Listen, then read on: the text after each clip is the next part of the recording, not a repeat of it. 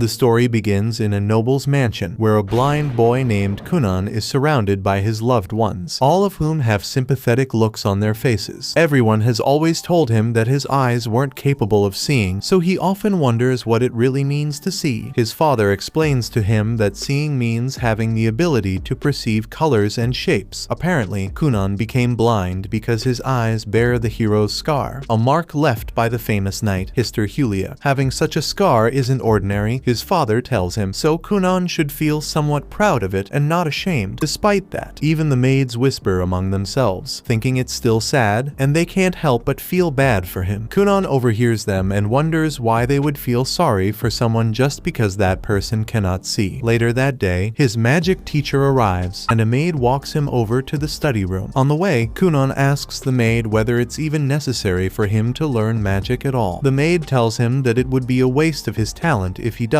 He was born with a water crest, and being able to use magic is a huge skill, a mark of pride he should take seriously. Kunan, however, doesn't see the point. Even if he learns to use magic, he still won't be able to go anywhere without someone guiding him along the way. When they arrive at the study room, he is introduced to his magic teacher, Jenny, who says it will be an honor to teach him magic. Shortly after, they begin their lessons, and Kunan appears to be a natural. He successfully performs his first spell on the very first try, creating a ball of water. Since Kunan cannot see, he has no idea what the spell looks like. Jenny explains that he is currently using water magic to make a water ball about the size of an eyeball. Hearing those words suddenly gives Kunan an idea. If he gets good enough at magic, he might even be able to create new eyeballs with his powers, which would allow him to see. From that day forward, Kunan gives himself the hope that through magic, he may one day be able to see shapes and colors just like everyone else. One day, during lunch, for the first time ever, Kunan becomes curious about what ingredients are in his sandwich. The maid comes over and explains each one to him in detail. Cooking for him suddenly feels much more rewarding now that he is genuinely interested in the food itself. After lunch, his tutor, Flora, meets him to read a book and asks him what story he wants to hear today. Kunan answers that he wants to hear the story of the famous knight Hister Hulia. Flora hesitates when she hears this because she knows that Hister is the knight somewhat responsible for Kunan's blindness. The maid notices her hesitation and gives her a thumbs up, telling her that it will be fine. Flora agrees, but she asks Kunan to let her know if the story is too disturbing. Kunan promises her that he won't mind, explaining that he is eager to learn all kinds of information. As Flora narrates the story, Kunan learns that a long time ago, there was a war between the heroes of the world and the demon lord. Hister, the nation's hero, finally defeated the demon lord, but lost an arm and a leg in the process during a fierce battle. Since that war, every now and then, descendants of hero are born missing something, like a limb, their eyesight, or some other body part. People call these children the reincarnation of the hero or the hero's scar. Despite hearing all this, Kunan quietly thinks to himself that it's all nonsense. He knows that this is his life, and what truly matters is his own magical power. He does not need to be defined by someone else's story or by legends of heroism. What he can do with his magic is what shapes his future, not the myths surrounding the hero's scar. He has firmly made up his mind that through the use of magic, he is going to learn how to master it properly and eventually create eyeballs for himself using magic. However, all of this intense magic training ends up being far too strenuous on his young body, and as a result, he collapses from overwhelming fatigue. Aiko quickly rushes over and takes him back inside, so he can rest and clear his head. After he eventually comes back to his senses, Kunan makes up his mind once again that he needs to improve both his knowledge and his stamina, because passing out after prolonged use of magic is completely unacceptable for someone aiming to achieve such an ambitious goal. He realizes that in order to keep using magic for long periods, he needs to strengthen his physical body as well. Aiko suggests that he begin sword practice to build muscle and endurance, and also increase his food intake to support his growing body. However, she explains that all of this needs to be done in careful phases rather than all at once. once, or else he could harm himself. With that plan in mind, Kunan begins his training under one of the best retired swordsmen in the country, Master Yuoro. Although the training is difficult and exhausting, Kunan is clearly making steady progress little by little. Eventually, it becomes time for his magic lesson, so Jenny arrives at the training area and Master Yuoro steps away to give them space. Jenny walks up to Kunan and tells him that she is impressed to see that he has started sword fighting practice as well. Kunan confirms this and explains that he is going to need a huge amount of stamina if he wants to achieve his goal. Jenny has always known Kunan as a gloomy and quiet child, but now she can clearly see that something has changed. He no longer feels empty or lost, and instead has a strong motivation pushing him forward. They then begin their magic class, and Jenny asks Kunan to repeat the spell they practiced during the last lesson. Previously, Kunan was only able to cast a single ball of water, but now he easily creates 6 or even 7 water balls at the same time. Jenny finds this completely unbelievable because she didn't teach him anything new, yet he managed to improve so dramatically on his own. Meanwhile, Princess Mirika, Kunan's fiancée, is scheduled to visit him that afternoon. She feels hesitant about the meeting because Kunan has always been far too gloomy for her liking. She understands that this political marriage is her duty as royalty, but she struggles to imagine spending the rest of her life with someone who feels so distant. However, when she arrives at the mansion, she immediately notices that something is different. Kunan has a new energy about him, and he even holds an engaging conversation with her. He shows her the water magic he has been practicing, and she finds it genuinely interesting. They end up spending the entire day together having a wonderful time. On the carriage ride back home, Mirika blushes as she thinks about him and finds herself eagerly waiting for the next time they meet. Kunan, on the other hand, realizes that he may have been taking Mirika for granted all this time. Because of that, he goes to meet Flora and asks her to teach him how to become a proper gentleman who will truly be worthy of Mirika. Later that night, Jenny reflects on Kunan's progress and can't ignore the fact that he was able to cast 7 water balls at the same time, something even she herself is incapable of doing. Kunan has clearly mastered elementary water magic, leaving her with very little left to teach him. Since she still needs to earn her pay, she decides to change her teaching approach. The next day during training, she suggests breaking water magic down into separate steps, such as producing the water, making it float, and maintaining the ball's shape. To demonstrate, she creates 2 water balls, one hot and one cold, and explains that controlling the state of magic is what separates beginner sorcerers from true professionals. Kunan decides to give the technique a proper try, so he pours some water into a cup using his magic. He then hands the cup to Aiko and asks her to taste it. After taking a sip, Aiko pauses for a moment before saying that the water strangely tastes like apples. Jenny tries her best not to show it on her face, but she is clearly irritated and frustrated that Kunan is once again mastering a skill almost immediately after she introduces it to him. That night, Kunan stays awake the entire time, constantly practicing and trying to fully master the technique Jenny taught him. He focuses deeply on visualizing apples in his mind, and while he is able to clearly recreate their shape and scent, he still cannot properly imagine their colors. This becomes a serious problem for him because without being able to perceive color, he will never be able to create the eyeballs he desires. Even so, Kunan refuses to give up and vows to continue trying until he gets it right, no matter how long it takes. The next morning during breakfast, Kunan attempts his magic once again by forming a ball of water. As he carefully moves the floating water ball over the apples on the table, he suddenly stands up in shock. Aiko quickly asks him what happened, and Kunan excitedly explains that through his magic, he is now able to see colors. At first, Aiko doesn't believe him and thinks he might be imagining things, but Kunan proves it by confidently stating that there are 2 green apples and 3 red apples in the bowl. When she checks and realizes he is correct, she becomes overwhelmed with joy and gives him a tight hug to celebrate. Aiko immediately reports this incredible development to Kunan's father, explaining that Kunan Kunan can now use magic to see colors. She adds that the closer an object is and the clearer its shape, the more accurately he can identify its color simply by touching it. Aiko also mentions that this new ability allows Kunan to read books, since he can trace the ink on the pages and recognize the colors. Although he has not yet learned how to read letters properly, she is confident that he will eventually be able to do so. Kunan's father is thrilled upon hearing this news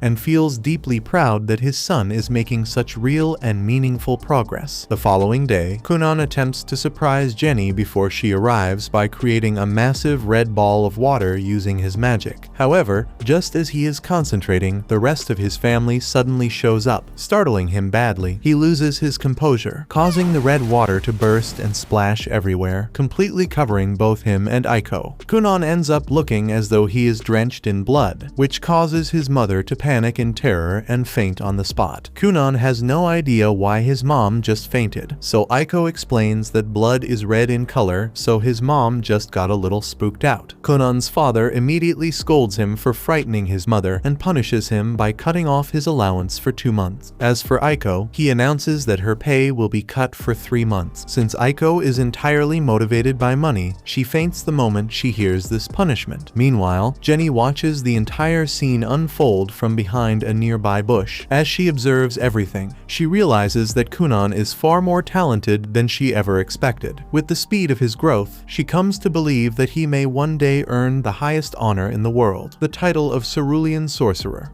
A few days later, Kunan's father tells his older brother that he wants to send him to a school. Surprised, Ikshio points out that his brother has never seen the outside world. Gurion agrees, saying that he wants him to ensure his little brother can adjust well in the real world. Hearing this, Ikshio remembers a day from his own childhood when he was leading his brother outside to play. At the time, Kunan was feeling scared, so his brother offered to hold his hand the entire time. However, when he turned around to lead Kunan out, he tripped on the stairs and fell down. As the memory ends, Ikshio keeps his own fears hidden and reassures his dad that he'll do his best for his brother. The next day, Aiko watches curiously as Kunan fiddles with a dish of water. He explains that he enhanced the container with magic to use it as a fun fortune-telling device. Aiko immediately asks Kunan to use the container to find her long-lost will to live, so he tells her that she's still in her prime. She then wonders if Kunan can find her future husband, so he reassures her that a pretty woman like her will have no shortage of suitors. Watching the two of them exchange silly banter, Flora can't help but wonder whether teaching Kunan how to joke around was really a good idea. Afterward, she sits down with him for a lesson. Watching her master joke around, she wonders if he'll become a shallow playboy if he goes down the funny route. However, she feels glad that he has changed so much since he's smiling much more often. After the lesson, Aiko takes Kunan outside the house to meet his dad. Feeling cold, Aiko asks Kunan to make some hot water balls. After creating the water balls, Kunan feels worried that his dad wants to see him so late. Aiko thinks he'll be fine since he hasn't done anything wrong to upset him, except for that blood incident a while back. Kunan reminds her that she was the one who pushed him to do it anyway, but he didn't mind since he enjoyed the experience. Sometime later, they arrive at the main estate, where the head butler, Balin, greets them. Then, Kunan's brother comes over and starts leading him and Aiko towards his dad's chambers. As they walk together, Kunan's brother wonders if he needs his help to move around. Kunan shakes his head, reminding him that he can sense his surroundings pretty well now. His brother nods, still feeling uneasy from the last time he took care of his brother. Soon, they enter a room where both of Kunan's parents are waiting for them. After Kunan and his brother go in, Aiko and Balan remain outside the room. Then, Gurion asks Kunan if he's interested in going to a real school. Kunan refuses, saying that he doesn't want to trouble others to take care of him all the time. After explaining that he's focusing on something important to him at home, Kunan wonders if it's a problem if he doesn't go to school. His dad explains that although noble children are required to attend school, he got special permission from the emperor to keep Kunan at home because of his disability. Kunan feels outraged since he smells nepotism, but Gurion reminds him to focus on the matter at hand. He then asks Kunan to reconsider his decision to stay home. However, Kunan avoids the question and instead asks his dad to restore his allowance. This angers Gurion, so he leaps into a bickering match with Kunan. Luckily, his wife reminds him of his actual goal, so he calms down. He then explains to Kunan that he needs to go to school for Mirika's sake. He reminds Kunan that any noble who doesn't fulfill their duty is shunned by society, so Mirika would get harassed by everyone if she were to marry an illiterate boy. Hearing this, Kunan reconsiders his decision and agrees to go to school. Since he feels upset about going through so much trouble, Gurion reassures Kunan that he only needs to attend the advancement exams held every year. He explains that Kunan only needs to visit the school 5 times for his exams in order to receive his graduation certificate, which makes the boy feel relieved. Ixio also reminds Kunan that he and Mirika are his seniors, so they can guide him through the school. Kunan's mother stands up, excited to get the right uniform for her son, as she calls Aiko and heads outside with her to get Kunan's measurements. Ixio follows her. Gurion stops him, warning that other nobles might bother Kunan and Mirika at school. Ixio understands this and promises to do his best to take care of his brother. The next day, Kunan tells Mirika that he's going to school. She smiles, happy to spend more time with her fiancé. Kunan admits that he's a bit scared of the new environment, so she promises to take good care of him. Kunan thanks her for the help, but thinks that they'll get into trouble with her jealous admirers. Mirika hesitates and acts like it won't be a problem, so Kunan wonders if she isn't popular at school. She quickly shakes her head, proudly admitting that 5 boys have expressed their interest in her. Kunan sighs, realizing that he needs to prepare himself to deal with some jealous teenagers. Later, he dresses up in his uniform to go to school. As Kunan heads out of the house to ride his carriage, Aiko starts fawning over him for his dashing looks. Kunan jokes with her about his good looks before getting inside the carriage. Before they leave, he uses his water spell to coat the carriage's tires in a cushioning gel. Finally, Kunan says goodbye to his family and heads out for the city. As they ride on the carriage, Ixio notes that the tires are running completely smooth on the rough terrain. Kunan explains that he designed the spell for a smooth ride since they could get back pain from all the bumps in the road. Feeling proud of his abilities, he wonders if he can get a job in the future as a magic serviceman. Ixio then asks if he's feeling nervous about school. Kunan shakes his head, saying that he has grown much stronger now. He thanks Ixio for all the times he helped him and apologizes for burdening him with his condition. Kunan also tells Ixio to stop worrying about the time he got injured under his watch. While Ixio is surprised, Kunan tells him that he's now determined to keep moving no matter the hurdles that block his path. Ixio smiles, happy that his brother has changed from his depressed past self. Suddenly, Kunan starts going further and further, saying that he'll even outlive the rest of the world just to properly enjoy his life. In the end, Ixio wonders if the maid is behind the sudden change in his brother's personality. As they get closer to school, Ixio gets surprised since Kunan can detect all the people nearby. Soon, they arrive outside the school's building, where Kunan steps out of the carriage. Mirika rushes over to greet her fiancé, who starts rambling on about how pretty she is. Mirika smiles and returns his banter,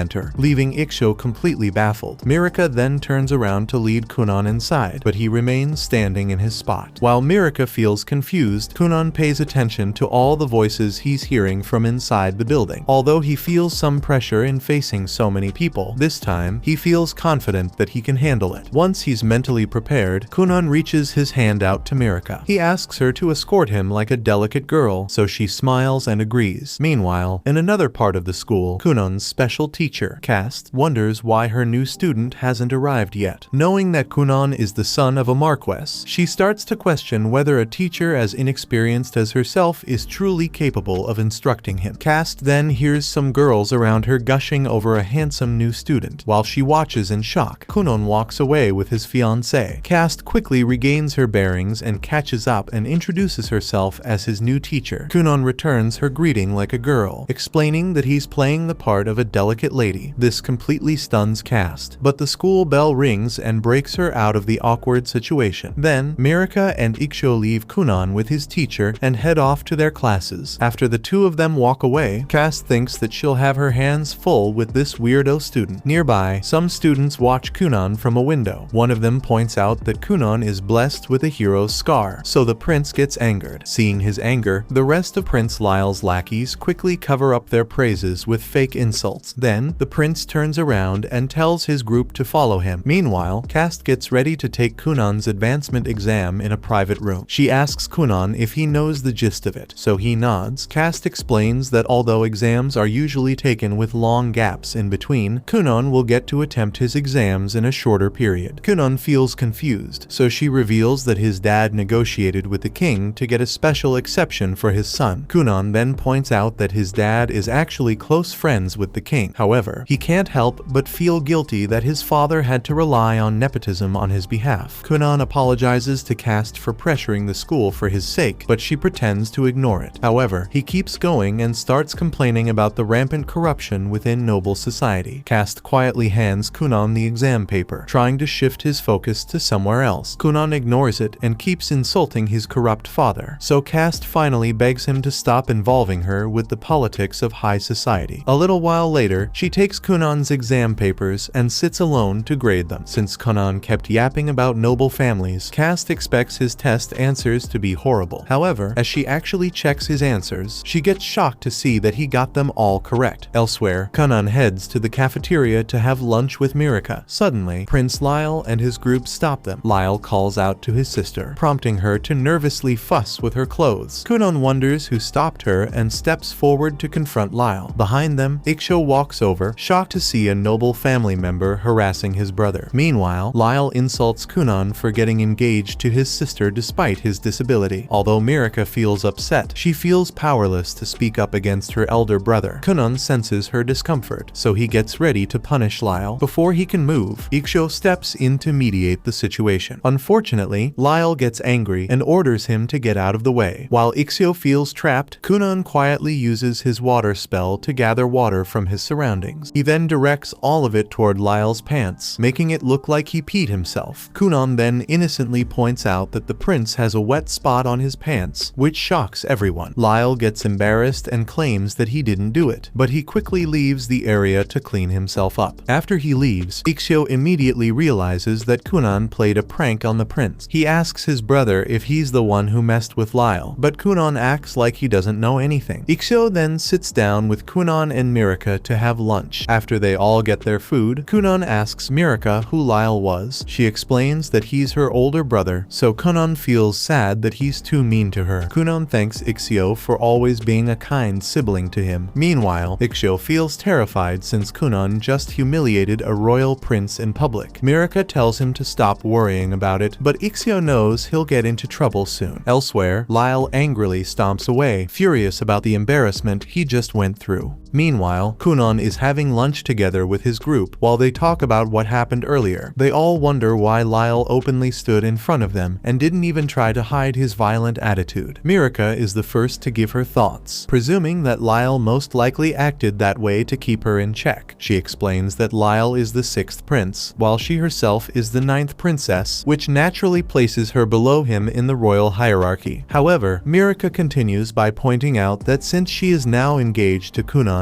the situation has changed. Kunan bears the hero's scar and is also a highly capable sorcerer, so because of that, her standing in society has risen dramatically. On top of that, now that Kunan has officially made his debut into high society, both his status and Mirika's would naturally be considered higher than Lyle's. Hearing all of this, Kunan admits that it sounds way too complicated for him to fully understand. So Mirika simplifies it and says that all that really matters is that she's happy to be engaged to him. Kunan smiles and says that he's glad to hear that as well. Still, he mentions that it might be a good idea for him to go and apologize to Lyle, just to avoid future trouble. The moment he says that, both Ikshyo and Mirika immediately shut the idea down and tell him not to even think about doing something like that. Before long, time passes quickly and the day of Kunan's final exam arrives. Before heading out, he squeezes in one last short training session with Jenny. During the session, Kunan creates a ball of water and then smoothly transforms it into a solid ball of ice, shaped and sized like an apple. Seeing this, Jenny is genuinely impressed and comments on how far Kunan has come in such a short period of time. Later that afternoon, Kunan arrives at the academy and prepares himself for the final exam. He looks around at his surroundings and feels a bit excited, as the place truly looks and feels like a real school now. Professor Cast approaches him and wishes him good luck, though she adds that Kunan probably won't need it given how skilled he's become. Shortly after that, several other students gather around and ask Mirka to introduce her fiancé to them. With that cue, Kunon formally introduces himself as Mirka's fiancé and Ikshio's little brother. He puts on a polite and charming demeanor, greeting them and saying that it's lovely to meet everyone. After seeing his behavior and hearing the way he speaks, the other students immediately form the impression that Kunon is a perfect gentleman. At the same time, Lyle is standing off to the side, staring out the window while quietly scheming and cooking up his next plan. His thoughts are interrupted when some of the other students call out to him and tell him to come to the classroom because the final exam is about to begin. Lyle arrogantly responds that he'll come whenever he feels like it. The others quickly remind him that the final exam will be conducted all at once, and if he doesn't show up now, he'll miss it. Lyle takes a look at the expressions on his classmates' faces and gets pissed off because he just realizes that these cowards can't say anything to his face and would rather talk behind his back instead. That realization only fuels his irritation even more, but just then, Kunon suddenly lights up with an excited expression, steps forward, and grabs Lyle's hands, formally introducing himself since he didn't really get the chance to do so properly the other day. Kunon grips Lyle's hand firmly and starts shaking it repeatedly with enthusiasm. Lyle immediately snaps back, reminding Kunon that he never gave him permission to speak to him, let alone touch his hand like that. Kunon quickly apologizes for being rude, but instead of backing off, he immediately starts showering Lyle with even more compliments. The non-stop praise slowly causes Lyle to blush despite himself. Everyone around them notices how flustered Lyle looks, and before long, the students start laughing, amused by the sight since they never imagined Lyle could react like that. Not long after that, everyone takes their seats and the final exam begins. It doesn't take much time before the exams are graded, and Professor Cass stands before the entire class to announce the results. She turns toward the board and draws a flower on it, signaling that the students have passed. The classroom erupts into cheers as the students congratulate one another on successfully passing their final exam. With the final exam completed, Kunon departs in his carriage while waving and bidding everyone farewell, saying that he hopes they'll cross paths again someday. When Kunon arrives back at the mansion, he immediately resumes his training with Jenny. She asks him to create a ball of water and then split it into 10 separate pieces. Kunon does exactly as instructed, but then he tells Jenny that he's been working on a small trick of his own. To demonstrate, he transforms one of the water balls into a bird, which flaps its wings and flies away. Jenny is left completely speechless by what she just witnessed. After a moment, she drops to her knees, realizing that there's almost nothing left that she can teach him anymore. Shortly afterward, the two of them sit down to enjoy some tea together. It's then that Jenny finally decides to be honest and tells Kunon the truth that she truly has nothing more to teach him. She explains that he has already mastered elementary magic, and once he starts learning more advanced spells, he will surpass her in no time. Jenny admits that this has been the case for a while now, which is why she kept coming up with different and seemingly random training exercises out of sheer desperation. Upon hearing this, Kunon immediately stands up in objection. He tells her that he was already aware of it, but those very exercises were what helped him broaden his magical range. He firmly states that if it weren't for those exercises, he never would have come this far. Kunon asks Jenny if she's trying to quit because the pay is too low, and says that if that's really the case, he can simply tell his father to give her a raise. However, Jenny shakes her head and explains that it's actually the complete opposite. She says she finds it unbearable to keep receiving such generous pay when she no longer has a proper role to fulfill as his teacher. Jenny then walks over to Kunon and places her hands on his shoulders, looking straight at him as she tells him that she has truly reached her limit and doesn't have anything more she can teach him. Kunon immediately refuses to accept that. He tells her that he wants her to keep coming up with those small exercises, even if they're nothing more than tricks meant to deceive him. He says he doesn't mind being deceived at all if it means he can continue getting stronger. But Jenny simply looks Kunon directly in the eyes and firmly tells him that she can't do it anymore. After saying that, she turns around and takes her leave. As she walks back home, she reflects on all the incredible things Kunon has accomplished so far and starts to believe that he might truly have what it takes to become the cerulean sorcerer. That thought suddenly sparks a burst of motivation within her. She tells herself that if Kunon can do it, then so can she. She refuses to lose to her own student and realizes that it's still not too late for her to push herself further. Meanwhile, back at the mansion, Aiko informs Kunan that Flora has also quit her position. Since Kunan has finished his curriculum and officially graduated from the school for noble children, her duties are complete as well. Kunan feels a bit saddened that he never got the chance to properly say goodbye to her, but the maid explains that Flora didn't say her farewells because she knew she would end up bursting into tears. Hearing that, Kunan decides that he'll send her a letter to properly thank her for everything she's done. Later that evening during dinner, Kunan tells his father, Arsene, about what happened with Jenny and how she resigned from being his magic teacher. He explains that Jenny believed Kunan deserved an exceptionally talented magician as his instructor. As they think about this for a while, Iksho suddenly recalls rumors about an extraordinary royal sorcerer who goes by the name Xianli. Kunan immediately says that he wants Xianli to be his new magic teacher. However, Arsene suddenly speaks up and shuts the idea down, telling them that it won't be happening because it's simply impossible to invite a royal sorcerer to teach here. Apparently, royal sorcerers are extremely high profile in this kingdom and answer only to the king or members of the royal family. On top of that, they rarely leave the castle, which makes getting into contact with them extremely difficult. Hearing this, Kunan comes up with an idea. He plans to accompany his father when he visits the castle, intentionally get lost during the visit, and when one of the royal sorcerers comes to help him, he'll somehow convince them to take him on as an apprentice. However, Arsene immediately shoots down the plan the moment he hears it. He tells Kunan that it's a really dumb idea with a success rate under 10% and says there's no way they'll go through with it, so Kunan should just forget about it. But after Kunan's mother gives Arsene the puppy dog eyes, he immediately changes his mind and says he'll talk to the king about it to see what he can do. A couple of days later, a grandmaster receives Kunan's formal request to be trained by a royal sorcerer. At first, the grandmaster doesn't seem impressed by the request at all and is just about to toss it aside. But then, upon seeing that the request came from Kunan Gurian, the bearer of the hero scar, the grandmaster pauses, clearly intrigued. The following day, Kunan travels by carriage alongside his father to attend a meeting with the emperor. During the ride, Arsene tells him that the emperor is planning to choose a royal sorcerer to become Kunan's instructor. This makes Kunan wonder if his father had used his influence behind the scenes to make it happen. However, Arsene clarifies that he did nothing of the sort, explaining instead that every royal sorcerer within the imperial palace became interested in Kunan on their own. Curious about how his son managed to draw the attention of such powerful figures, Arsene asks him to explain. In response, Kunan demonstrates his abilities by creating a cat formed entirely from water. Arsene is immediately sold at the sight of the cute cat and wonders if it's truly 100% water. Kunan confirms, explaining that he still needs to perfect the artificial cat's movement pattern to make it act more natural. Watching his dad pet the cat, Kunan wonders if he has a soft spot for them. He suggests getting a pet cat for their household, but Arsene immediately gets defensive, saying that a cute cat would only distract him from his duties. Still, Kunan keeps pressing the matter, so Arsene acts like all the cats running around would make trouble for his blind son. Kunan reminds him that he can see very well with magic now, so Arsene finally reveals that he's not getting a cat because his wife is a dog person. Kunan understands his father's reservations, so he suggests keeping the cat outside the house to satisfy everyone's demands. Arsene thinks about it and decides it might be worth a shot. After a while, they reach the imperial palace, where Princess Raisha greets them. Kunan casually returns her greeting, so Arsene reminds him to be more polite with the princess. Realizing that she's his future sister-in-law, he greets the princess once more with more sincerity. She smiles and returns his greeting, thinking that Kunan seems just as amazing as Mirika described. Then, she notices the cat in Arsene's arms, prompting him to place it on the ground. However, before anything else can happen, Kunan dissolves it into water. While Raisha is surprised that the cat was a magical illusion, Arsene feels heartbroken that he lost his new pet before even giving it a name. This display of abilities makes Raisha reconsider her previous opinion, and she informs Arsene that she'll take him to the Black Tower. He nods and prepares to leave his son in her care, but wonders how Kunan will go back home. Kunan reassures Arsene that he can head home alone, so he nods and promises to send a carriage for him. Then, Kunan also reveals that he's planning to take Mirika on a date, surprising them with his boldness. Sometime later, Raisha leads Kunan inside the imperial palace. As they walk together, she tells Kunan to be alert for some new information, thinking she's about to teach him some top secret magic. Kunan gets excited. However, However, Raisha explains that she can't have such complicated discussions while walking somewhere. Instead, she reveals some history about the royal family. Raisha reminds Kunan that their nation has 7 princes and 10 princesses, and although the first prince is usually crowned ruler, their nation is special since it allows all siblings to compete for the throne. Kunan notes that it's still incredibly difficult to actually overrule the first prince. Raisha also agrees and reveals that she gave up the throne herself just so she could have a safe career as a sorcerer. As they continue to walk, they walk past a strange tower. As soon as Kunan sets his sight on the tower, he stops walking, feeling some incredible mana points radiating from it. Raisha continues forward, not noticing Kunan's discomfort. She turns around to tell him about Mirika's worries, but Kunan surprises her by catching up with magical ice skates. Seeing the cool magic, Raisha instantly forgets about her sisterly advice and asks Kunan to teach her how to skate as well. As he prepares to begin her lesson, she gives him one final warning not to associate himself with any royal faction to avoid getting into unnecessary power struggles. Raisha then quickly gets to business and starts learning how to skate. After some time, she turns into an ice skating pro and starts zooming around the palace's hallways. In the end, the palace staff gets concerned for her safety as Raisha barely manages to avoid bumping into other workers. In the end, the poor workers call over a knight called Dario, who finally ropes Raisha in. After catching them, he gives both Kunan and Raisha a lecture, so they finally admit their mistake. Elsewhere, Arson notices the commotion caused by Kunan's stunt. He asks a guard what happened and spits his tea out after learning that his son was treating the palace's hallways as a skating rink. Sometime later, Kunan enters Lord Londamon's quarters, where he greets the Grand Royal Sorcerer. Kunan nervously greets him, feeling incredible pressure from his mana. Londamon gets interested in Kunan's water crest and inspects his right shoulder. He finds out that the mark is a 2-star, which leaves Kunan confused. Londamon explains that every magician can use one of 7 elements: fire, water, earth, wind, light, dark, and foul. The ability of a magician to use an element is classified into 5 ranks, from 1 to 5 stars. Kunan realizes that he's still the second weakest rank when it comes to real sorcerers. Raisha also informs him that she's a 2-star wind mage, so he realizes that Londamond must be of a higher rank. Londamond wonders how Kunan can tell his rank, so he explains that he judged it from his immense magic pressure. Kunan makes a guess that Londamond is a 3-star, but he learns that the old man is actually an impressive 4-star mage. Londamond notes that Kunan isn't too impressed by his strength, so the Kunan explains he doesn't even know what his rank signifies yet. Then, he asks Londamond if a sorcerer's rank limits the kind of magic they can use. Londamond explains that a sorcerer's rank only determines the total amount of mana they have, not the kind of spells they can use. After his explanation, he wonders if Kunan is ready to focus all his energy on learning more magic. Kunan nods, so Londamond gets excited for the days ahead of them. Afterward, he takes the kid to a ground where they're surrounded by all the royal mages. Londamond asks Kunan to display some of his impressive magic abilities, so Raisha excitedly tells him that Kunan truly lives up to his hype. As Londamond feels jealous of her, the other royal mages also get interested in Kunan's abilities. Kunan realizes that he might be able to join their ranks if he passes Londamond's test, so he decides to get serious. Then, Londamond calls over a magician called Victo. Victo walks up and uses a water spell to create dozens of water balls around him. While Kunan is amazed by all the balls arranged in such a neat formation, Londamond wonders if he can steal Victo's balls away from him. This reminds Kunan of a lesson he had with Flora, when she explained that not only can he create new water from mana, but he can also control existing water. Still, Kunan feels nervous about tampering with water created by another magician. He focuses his mind and uses his water spell to manipulate Victo's balls, but the skilled royal magician resists Kunan's mana. Still, Kunan remains determined to keep pushing. After putting all his effort into pulling Victo's balls, he manages to steal 2 of them before Londamond ends his exam. In the end, Kunan feels shocked that he could only pull 2 balls, and realizes the depths of a royal sorcerer's true power. However, Londamond feels very impressed, and Victo also admits that he didn't think Kunan could steal a single one. Victo then asks Londamond if he can teach Kunan, but all of the other royal mages start screaming at him. Raisha reminds Victo that he recently broke up with his girlfriend, so an incompetent fool like him has no right to teach such a talented student. student. Watching all the royal mages argue to get Kunan, Londemond praises the young boy. Kunan wonders if he passed the exam, but Londemond asks him to entertain him a bit more. Soon, he starts bouncing on a water trampoline created with Kunan's genius methods. Watching their leader enjoy himself, the jealous royal mages ask him for a turn. Londemond turns a blind eye to all his students and instead asks Kunan how he created the water cushion. Kunan explains that he created the trampoline using special stretchy water, so Raisha wonders if he could create a soft mattress out of it as well. Finally, Londemond stops riding the water trampoline, and Kunan tells him that he could create one that could take him all the way to the second floor in a single jump. Shocked, all of the royal mages ask to see his grand creation in action. However, Kunan refuses, explaining that he needs to visit Mirika for their date soon. Raisha then asks Kunan to make a water animals for her since he doesn't have the time for a bigger trampoline. She wonders if he can make artificial humans as well, so Kunan nods. He quickly makes a life-sized replica of his personal maid, whose realistic features surprise everyone. Since the maid puppet is created with water, the royal mages wonder if it can perform in human movements. Kunan admits that the first time he made his puppet fly, it wasn't a very pleasant experience. Still, the curious royal mages ask him to demonstrate, so he manipulates the maid puppet to fly around the palace. As the puppet floats around like a motionless ghost, the clueless palace staff gets terrified. After some time, they all find out the true culprits and give all the mages a proper chewing out. Afterward, all the royal mages start blaming each other for pushing Kunan. Kunan feels upset that he messed up 2 different times on the same day, so Londemond tells him to cheer up. He asks Kunan to show him some more tricks the next time they meet, before giving him the good news that he's accepted into the Royal Mage Academy. Surprised, Kunan celebrates his achievement, but gets worried that he'll be forced to side with a royal faction. Raisha reassures him that royal mages have nothing to do with internal power struggles, so he can put all his focus into learning magic. Then, Londemond asks Kunan if he has a goal to achieve by learning advanced magic. Kunan explains that he wants to create a working eyeball with his water magic, so all of the royal mages acknowledge his lofty ambitions. A little while later, Kunan's spirits get dampened as his father scolds him for creating such a mess in the palace. Raisha tries to protect Kunan by saying it was the royal mage's idea, but Arson still blames his son since he's responsible for carrying out all the spells. Hearing his father's rightful anger, Kunan admits he was in the wrong and apologizes for hurting the innocent staff. After that, he says his goodbyes to Arson, who heads back home in his carriage. Since Kunan is staying back at the palace, Raisha reminds him that he has a date with Mirika soon. Shocked, he realizes that he completely lost track of time. Since he's getting late, Raisha offers to transport him quickly with the assistance of her wind magic. Together, the two of them get on a giant bubble created with Kunan's magic, and Raisha lifts them into the air and propels them forward using her wind. In just a short while, they reach their destination. However, Raisha flubs the landing and makes them free fall to the ground. Luckily, Kunan's soft bubble cushions the fall, which prevents them from turning into meat pancakes. Soon enough, Dario finds the two of them collapsed on the ground, knowing they pulled off yet another reckless stunt. Meanwhile, Mirika fusses over which clothes to wear on her date with Kunan. Watching her so flustered over a boy, her maid wonders what kind of man Kunan is to make her lady's heart swoon. Meanwhile, Mirika paces back and forth in her room, anxious about her meeting with Kunan. Soon after, a few servants let the maid know that Kunan has come to the castle to escort their young lady. The maid goes to relay the message to Mirika, and the moment she hears that Kunan has arrived, Mirika immediately hurries off to meet him without saying a single word. After she steps outside the castle, Kunan greets her with a polite bow and wishes that the night sky looks pretty on their date night. He then offers to escort her to their carriage, so Mirika shyly takes his hand. After a little while, they reach a restaurant where Kunan and Mirika dine together. As the food arrives, Kunan offers a toast to his fiancée. Watching his gentlemanly behavior, Mirika's maid finally understands why her young lady adores him so much. Mirika asks Kunan about his experience at the Black Tower, so he reveals that all of the royal teachers treated him well. He also informs her that he passed the entrance test with flying colors and is expecting a suitable royal teacher to take him in. As Kunan goes on about his story, he sneaks in bits and pieces of sneaky compliments to Mirika as well. These compliments only keep rolling on as Kunan keeps going, making sure that Mirika never feels like she's getting sidelined. Watching nearby, Mirika's maid thinks that the young master's tastes are a bit strange, but she feels happy that her young lady likes him. Then, Kunun suddenly stops his frivolous jokes and gets serious. He apologizes to Mirika for only being able to give her a small dinner. However, Kunun declares that when they get married, he will make sure to spend every day with her as proof of his love. As Kunun's passionate declaration leaves even the maid flustered, Mirika looks forward to their future together. Although she acts dignified and composed at the restaurant, she throws a total girl fit after returning home. A few days later, Kunun is writing a letter when Aiko calls him outside. After going out, he uses a water spell to help her clean some sheets. Aiko feels happy that she can slack off at work, but Kunun reminds her that she just interrupted his important homework. However, she acts like she was just doing him a favor by making him leave the room and touch grass. Aiko tells Kunun that he needs to spend time outdoors to grow up healthy, so he gets into a complex about his short height. To comfort him, Aiko claims that she likes her master no matter his height. Kunun smiles and begins returning the favor, but he stops short to avoid complimenting a girl other than his fiancée. After a short while, both of them get done with all the clothes. Kunun asks Aiko if she got any letters for him, but she shakes her head. Kunun realizes that the Royal Academy still couldn't decide on a suitable teacher for him. Meanwhile, in the Black Tower, Victo calls out to a professor in his room. After receiving no response, he walks up to the room and enters without permission. Victo calls out to Professor Xian inside the room, who gets upset that he interrupted his sleep. Victo tries to explain that he didn't want to disturb him anyway, but the Grand Master is calling for Xian's presence. Hearing that the chief sorcerer has called him, Xian calms down and gets serious. A few days later, back in Kunun's mansion, he happily informs Aiko about his new teacher. She asks him which one he got, so Kunun explains that he got a guy called Xianli Fishroll. Hearing Xian's name, Aiko's eyes start glowing with excitement. Kunun also thinks it's a great opportunity to work with a talented guy, but Aiko has her sights set on Xian as his next wife. Surprised, Kunun wonders how she even knows him, so Aiko explains that Xian is a handsome man, most popular among women her age. She then asks her young master to put in a good word for her, but Kunun feels jealous about showing her off to another man. Unfortunately for him, Aiko cold-heartedly shrugs off his concerns and leaves to get dolled up for her fantasy man. Meanwhile, in Mirika's place, Reisha asks for her permission to leave the Black Tower. Mirika agrees to let her go out under the guise of using her protection, so Reisha heads out with her. As they walk together, Reisha's attention soon drifts off to Kunun. She feels upset that Xian got to be his teacher even though he didn't even appear during the test. Suddenly, both of them encounter two of Mirika's sisters, Evril and Ladelia. As Mirika greets the girls, they mock her, acting like she got lucky to be matched up with a talented sorcerer. Reisha steps in and reminds the girls it's none of their business, so both of them get angry. She then asks them to step out of the way, so the girls finally buckle under her pressure. After they leave, Reisha comforts Mirika, who thanks her for the help. Once Mirika feels better, Reisha goes back to fuming about Xian's good luck. Soon, Mirika goes out, where Xian is waiting for her in a carriage. Back at Kunun's mansion, he calmly sips tea in his backyard when Mirika sneakily pulls up in her own carriage. Kunun goes to see her, so Mirika wonders if he was surprised. He says that her presence is a welcome sight. Kunun starts rambling on and on about how happy he is to see her. This time, Xian cuts his yapping short after stepping out of the carriage. Feeling his teacher's oppressive aura, Kunun instantly sobers up and grows quiet. As Xian stands there, menacingly, Aiko's heart races 1,200 miles a minute while she tries to act all dignified. Meanwhile, Kunun observes how dense Xian's mana is and realizes that he might even be stronger than Landemont himself. Watching him stand there in silence, Mirika wonders if Kunun is okay. In reality, he continues internally fangirling over Xian. After realizing that everyone's watching him, Kunun apologizes for ignoring them and introduces himself to Xian. He then asks Xian if he can call him Professor Honey after the thick nature of his mana, but Xian coldly refuses. Kunun wonders what he should call his master, so Xian asks him to use his real name like a normal person. He also expresses his dislike towards Kunun's attitude and reveals that he's only here because he was forced to become his teacher. Kunun realizes that Xian must owe some kind of favor to the Grand Sorcerer, which led to him becoming his teacher. Kunun is surprised that Landemont would send the most powerful sorcerer in the academy for him, but Xian gets offended by his nickname for the old-timer. As things get heated, Dario steps out from the carriage to calm both of them down. down, Kunan greets Dario and thanks him for keeping him in check during his time with Reisha. Then, he focuses on Xian again and wonders if he's as handsome as the rumors describe him. Xian thinks it's only natural, but Kunan explains he was just making sure since he can't see. Hearing this, Xian thinks that the young boy is only making fun of him. Kunan denies it, so Xian wonders just what goes on inside. After some time, everyone gets seated at Kunan's backyard table. He thanks Mirika for bringing Xian over, but she confesses that she just sneaked a trip to meet him herself. Kunan starts flirting with Mirika again, but Xian interrupts him and reminds him that it's bad manners to be so bold in front of his teacher. He then asks Kunan to have a discussion about magic with him, so Dario realizes that he's about to cause trouble for him. First, Xian asks Kunan if he knows anything about compound spells. Kunan explains that normal magical spells are cast using circular mana molds. To create a compound spell, a magician must layer multiple magical circles over one another. Xian nods at his explanation and asks how many layers he has been able to create. Kunan shyly explains that he can only create 32 layered compound spells, thinking that the number is too low. However, Xian is surprised since he wasn't expecting him to be so proficient. He then reveals that he can create over 50 layered compound spells, which leaves Kunan completely impressed. Xian asks Kunan how he got over the first hurdle of 10 layers, so Kunan explains that he modified the spells on his own to bypass the bottleneck. Hearing this, Xian wonders how a kid can be talented enough to modify intricate magical spells like Play-Doh. He recalls his last discussion with Victo, who was incredibly jealous that he was getting Kunan as his student. Reisha had also confronted him in her rage, but Xian had no interest at the time since he was only following Londamon's orders. Seeing him in person, he finally realizes why all the teachers at the Black Tower were so interested in this kid. Instead of teasing Kunan further, he sincerely asks him to demonstrate his abilities. Kunan asks Xian to teach him the 50-layer spell first, but Xian tells him it's way out of his league at the moment. He tells the young boy to show him his best and begs him for his guidance, but Mirika thinks there's no way her fiancé would stoop so low. Just a second later, Kunan does exactly that and starts begging for Xian's guidance. He starts glazing his teacher and calls him every praise in the sun, thinking it's totally worth it if he gets to advance his magic. In the end, Xian gets creeped out by Kunan's shameless praises and tells him to quiet down. However, he gives in to Kunan's praise and decides to show off a bit of his abilities. Xian constructs a powerful earthen wall with his magic, challenging Kunan to break it as his first lesson. Kunan wonders how he can destroy such a powerful wall, so Xian tells him to create a waterbed for him while he watches. Kunan creates the soft bed, which instantly captures Xian with its softness. After lying on the waterbed for a few minutes, Xian enjoys its softness so much that he falls asleep. Meanwhile, Kunan feels out the earthen wall to check for any weaknesses in its structure. As he senses the wall's composition, he notes how durable Xian's structure is. After focusing on the wall, he realizes that Xian has created it by layering over 40 defensive magic circles to strengthen its protection. Suddenly, Kunan turns around to Mirika and sits down for some tea. He asks her to wait for Xian since he's confident he can destroy the wall in an instant. After a while, Xian wakes up on the comfy bed and realizes he wasted too much time. Kunan informs him that he slept for a whole 2 hours, so Xian gets up to inspect his progress. Seeing the earthen wall unharmed, he thinks that Kunan has given up on destroying it. However, Kunan asks him for permission to destroy the wall, so Xian nods curiously. Soon, Kunan uses the water spell he used to clean Ika's laundry, which surrounds the earth wall with bubbles. Kunan explains that even though the wall is tough, it's made out of a substance similar to dirt, which becomes fragile once it absorbs enough water. Xian wonders why he chose the washing spell to break it, so Kunan explains it's simply easier to clean up. After his explanation, Xian approves of Kunan's methods. He notes that even though Kunan specializes in a different water spell, he chose the perfect method for his situation. Kunan hears this praise and thinks he is finally worthy to be his student, but Xian warns him not to get ahead of himself. In the end, he formally accepts Kunan as his student. Kunan gets ecstatic and starts celebrating his victory with Mirika, but Xian reminds him to pay attention to him. He informs Kunan that he'll teach him a million new spells and have him help out with his research, which will help him rise through the ranks as a pro sorcerer. However, he points out that this will leave Mirika behind since Kunan's status will soon surpass hers. He asks Mirika what she plans to do next, so the princess falls falls into thought. Knowing Xian is right, she wonders if she'll ever be worthy of being Kunan's wife. Luckily, Kunan steps in and asks Xian to stop bullying his fiancée. He points out that Xian loves bullying girls because he's too awkward around them, which hits a sore spot. He then doubles down and claims that Xian is the type of guy to lose his girl because he's too shy to admit his feelings, which finally takes Xian's focus away from Mirika. Later at night, Mirika stays up in her room, deciding to take action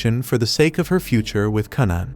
The next day, Zenon returns to Kunan's house with a smug face. Kunan happily greets his master, filled with respect for his incredible skill and teaching talent. Zenon warns Kunan that he won't hold back at all during their lessons, but Kunan reassures him that his body is ready. He requests his master to give him his hardest lessons, excited to practice the most complicated magical skills under the guidance of an expert wizard like him. However, a few hours later, Kunan simply ends up as a human printer, creating copies of magic techniques for his master. He asks Zenon if he stopped loving him, but Zenon reminds him that he never loved him at all. He then reveals that the documents he's working on are state secrets, so nobody else is allowed to see them. After kicking everyone out of the room with this excuse, Zenon shyly asks Kunan to make him a water bubble mattress. As he happily snoozes away on the soft bed, Kunan gets to work on the documents. Meanwhile, Aiko offers to prepare some tea for Mirika, and in return, Mirika asks the maid to assist her with her swordsmanship training. Mirika explains that she recently started swordsmanship, so she needs a partner to practice her moves with. She then warns Aiko to keep her training a secret from Kunan before leaving to spar with Dario. As they exchange blows, Dario knocks out Mirika's sword from her hand. However, she picks it back up, determined to keep going and become a better partner for Kunan. Meanwhile, back in Kunan's room, he finds a strange diagram among Zenon's documents. While he wonders what the diagram represents, Zenon wakes up and asks if he's finished with the work. Kunan responds that he's only halfway done, so Zenon mocks him for being so slow. Kunan refuses to take the unnecessary criticism and points out that Zenon's handwriting is hard to read because it looks like he dipped an earthworm in ink to write it. Zenon shamelessly refuses to take the blame, so Kunan tells him that he'll start charging money for his tedious work. Finally, Zenon reminds him that copying the magical texts is also a part of his training, so he should stop complaining. He reminds Kunan that if he kept reading spells from clean books, it would never help him retain the information as effectively as analyzing it and writing it down by himself. Hearing this, Kunan admits that Zenon is wise and thanks him for the lesson. Afterward, Zenon starts leaving for the Black Tower, so Kunan asks him about the strange diagram he saw. Zenon thinks about it for a bit before saying that he'll demonstrate in person during their next lesson. Since the next lesson will be at the Black Tower, Kunan feels happy that he'll get to see Mirika there again, but Zenon reminds him to stay focused. A few days later, Kunan visits the tower for his next lesson. There, all the other royal mages surround him, but Zenon proudly approaches them to assert his dominance. He reminds everyone that Kunan is his student and takes him away to a certain room. At once, all the sorcerers try to stop them, so Zenon orders Kunan to knock them out with his water mattresses. Once everyone is asleep on the fluffy beds, they head inside to begin their magic lesson. As Kunan and Zenon walk together, Zenon asks his student if he knows about magic tools. Kunan says that magic tools are devices operated using a sorcerer's power. So Zenon nods and adds that the creators of such tools are called magical engineers. After some walking, they enter Zenon's room, where Kuno finds a huge pile of his teacher's notes. He picks up some of the notes and instantly falls in love with the rich, magical knowledge contained within. Kunan asks Zenon for permission to live in his room, but Zenon tells him he'll get to use all of it without needing to live there anyway. He then picks up a box and gives it to Kunan, explaining that he's working on a magical tool that can prepare a cooked meal from the comfort of one's room. Zenon explains that although he's good at creating bigger shapes with his earth magic, the finer details of an advanced device are hard to perfect. Kunan wonders if he can create the softer parts with his water magic, so Zenon admits that he was planning on making him try it. He tells tells Kunan that he'll soon get to work with him on his prototypes, so Kunan feels excited for the future. Suddenly, Londamon bursts into the room to meet Kunan. Kunan respectfully returns the Grandmaster's greeting, after which Londamon asks if he would like to talk about magic together over lunch. Unfortunately for Londamon, Zenon is quite the jealous teacher, so he puts him to sleep with Kunan's waterbed. After that, Zenon goes back to discussing his magic tool with Kunan. A little while later, Kunan goes to the cafeteria to have some lunch during his break. While he chomps away at a sandwich, Victo asks him if he'd like to switch teachers. Kunan explains that although Zenon works him even harder than a slave, he is still an excellent teacher. While the other magicians get angry at this information, Kunan also tells them that his water magic synergizes well with Zenon's earth magic. He tries to praise his master even more, but Zenon stops him before he can make him the enemy of all the royal mages. However, Kunan thinks that Zenon is just a shy tsundere, so he suggests showing off their close relationship even more. Finally, Zenon explains that Kunan is endangering his teacher's safety by making the other teachers jealous, so he stops glazing him. Kunan then turns to Reisha and asks her about Mirika's whereabouts. Reisha explains that Mirika is at the orientation ceremony for senior students in the Royal Academy, so she cannot meet him for now. Kunan realizes that Mirika has already progressed to her higher studies. Londamon asks him what he plans to do in the future, so Kunan considers taking his graduation exam as well. Londamon clarifies that he was talking about the magic school, where all the noble sorcerers come for learning. He tells Kunan that the magic school holds great opportunities for him, and Zenon asks his student to consider it well before switching schools. Kunan nods and carefully wonders if he wants to continue in the normal academy or switch to the magic school. 2 years later, after a lot of magic training, Kunan stands up against Zenon for his entrance exam. He creates a water circle using his magic. Zenon responds by creating a cluster of earth spikes and sends them forward to attack.